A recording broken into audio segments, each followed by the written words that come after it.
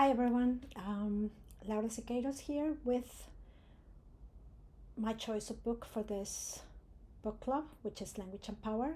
I'm going to conduct discourse analysis in studying the promotion of English language teaching in Mexico.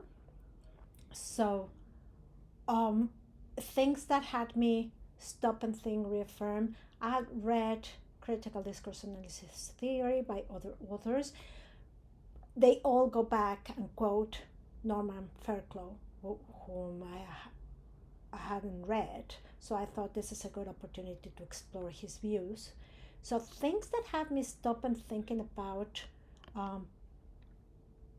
what I'm reading in this book is, okay, there are, as in other views of critical discourse analysis, Fairclough says that language shapes, maintains, and challenges power, and he goes through some important key concepts in which CDA as a three-dimensional model is important because you have to look at the text and then at the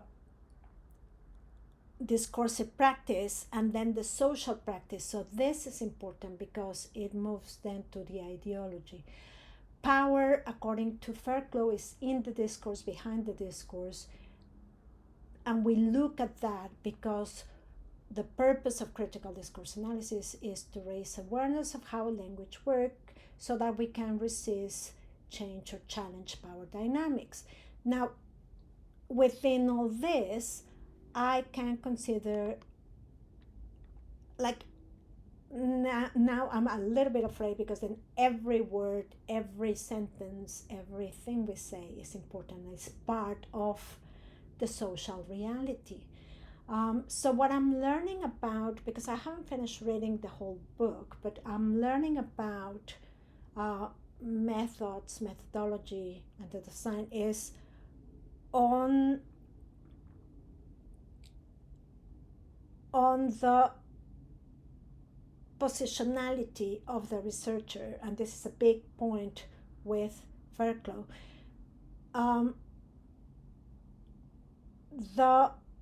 We're not neutral participants of any reality. So when interpreting a text, your ideologies, your common sense ideas, which he talks about what common sense is and where it comes from. So this is going to necessarily affect the interpretation, the critique of the language, and the explanations that you can offer. So according to him, you go from the text to the critique to what he calls social practice, which is then the explanation within the context and in the larger context. So this is going to mean that triangulation is more than necessary after interpretation has been conducted. So adding a step where my participants have a chance to look at my interpretation, and then we all look at interpretations and decide how this works, or how we see the interpretation of this text is going to come. But I'm going to need, and this is a last minute thing, I think I'm going to need an external point of view, very detached from the data and the topic, etc., that can give me another dimension. So this is coming up as I'm reading the material, because the dimensions of qualitative inquiry, this is critical discourse analysis has to be qualitative inquiry, and if we look at this from an ontological perspective, reality is socially constructed. So the reality that language reflects is socially constructed. Language is socially constructed as well. So that dimension is emerging by reading this book. Another dimension is the epistemological which is about the view of language, of knowledge. So, knowledge is ideologically mediated. Um, so, there are forces behind the knowledge and the common sense conceptions that we um, project, that we use in the world. And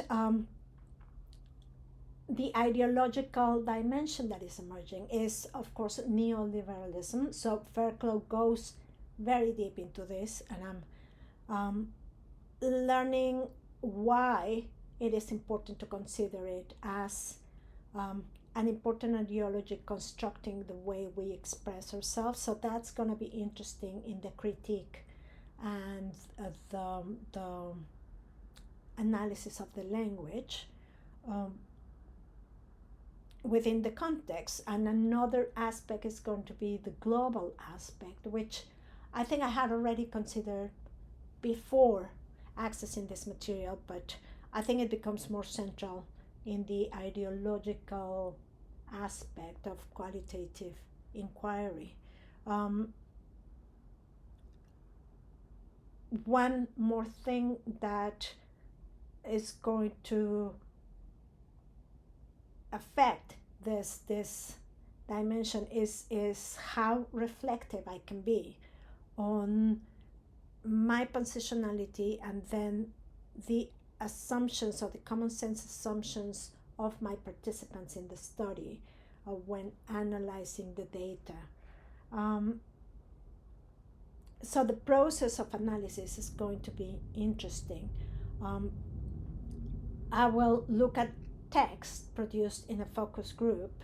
Then I will have to look at the discursive practices or through my interpretation, and then triangulating, etc., to come up with an explanation, a social practice, and then thinking about action, thinking about the praxis, thinking about the discourse. And this leads me to the last question, which is about dimensions that, questions that remain in this topic. So as I am reading the material, there are a few questions that I still have, and they are very technical. They have to do with the content of the book. So, is my critique normative, explanatory? It should be both, I know.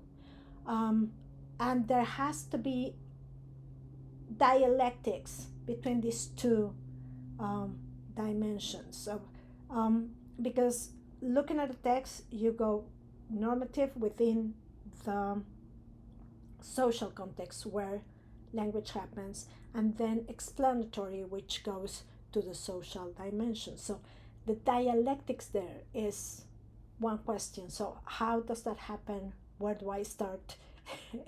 The practical aspect of this theoretical framework that I'm reading, as well as discursive action. So how does discursive action be reflected in my data analysis? So I think I will know when I look at the data, and I have my first focus group tomorrow, so I guess I'm going to start exploring through these ideas. And that's me. Sorry for taking so long, and I hope this was clear enough. Bye bye.